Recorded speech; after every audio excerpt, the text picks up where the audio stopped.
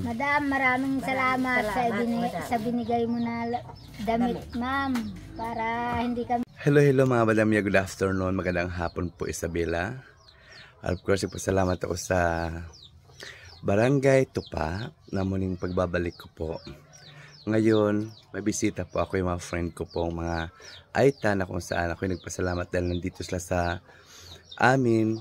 At pagkakataon ko na pong ibigay sa kanila yung pinamigay ni Madam from DSWD office ng Municipality of Tinok. Madam, nandito po sila at dahil sa hindi ako makatawid, ibibigay ko na po sa kanila. Ito po mga bisita ko. Ayan. Mamaya kakausapin ko, pinagkakapi ko lang po sila. Nandito po sila sa bahay. Ayan mga kaibigan, nandito na po sila, ibibigay ko po. Tapos sila magkape. Panoorin natin. Ayan, magandang hapon po. Ganun din sa'yo, ma'am. Okay, nagkape ka na? Oo po, ma'am. Bagay yung taas sa jacket mo. Bagay. Bagay, oo nga. Ikaw na, nakapagkape ka na? Meron pa siya. Okay. Ikaw? Tapos na din mo na magkape. Oo, ikaw? Magkapatid kayo? Hindi, anak ko, sir. Madam, anak ko. Ay, anak, ba't hindi ko sila nakita na pupunta ko sa inyo? Ano yun, parang nasunog siya? Oo, madam. Kabaata na. Nung bata pa? Ay, mabuti naka-recover, So, kumusta naman buhay nyo doon?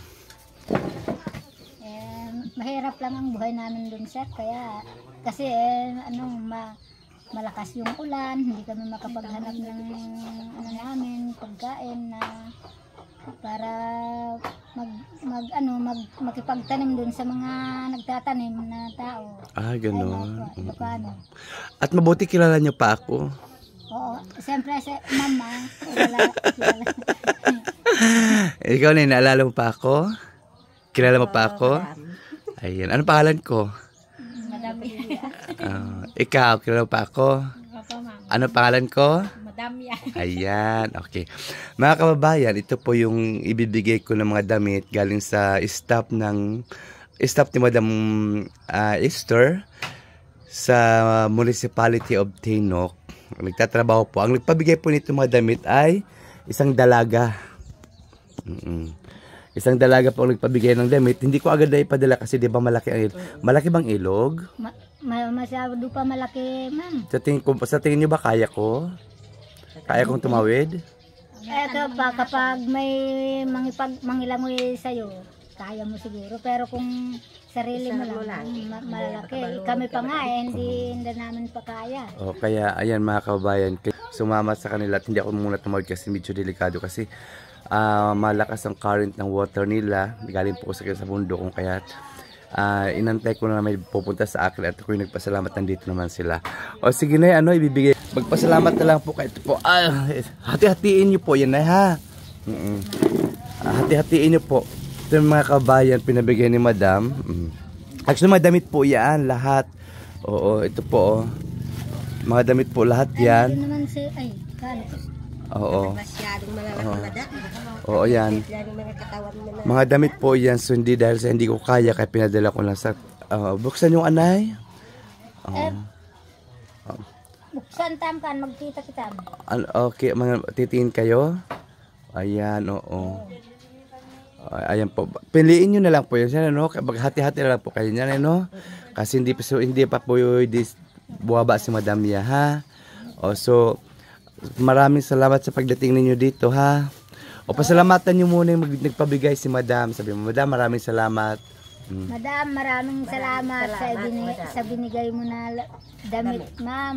Para hindi kami masyadong mahirapan maglaba. Kung marami na kaming damit. Okay. Ikaw, Madam? Ikaw? Oo. Nahiya siya, oo. Sige, nagpasalamat ka rin. Oo. Sige na, nagtatagalog ka na, ma'am. Anong pangalan niya? Jingjing? Jingjing? Huwag kang mahiya. Ayan po. Salamat ha. Sige na. Sige na, Nalpas ka ng tulogin. Sige na. Sir, Sabi, thank you po. Sabi mo. Thank you pala talaga wala. Ayan mga kabayan, naya po sila. Sige na, maraming salamat po sa inyo ha. Sige, ingat kayo kapag pagtawid ha. Nakakain ba kayong tinapay? Opo. Oh, pasensya na kayo kasi kagising ko lang ha. Okay, salamat po. Yan, nakakatuwa naman. Nandito po sila oh. Sa munting kubo namin ni Giancarlo. Ayan po sila oh. Ah. Ayan po. Kunin mo lang po, Nay ha. Opo, sir. Okay, bye-bye. Maraming salamat po.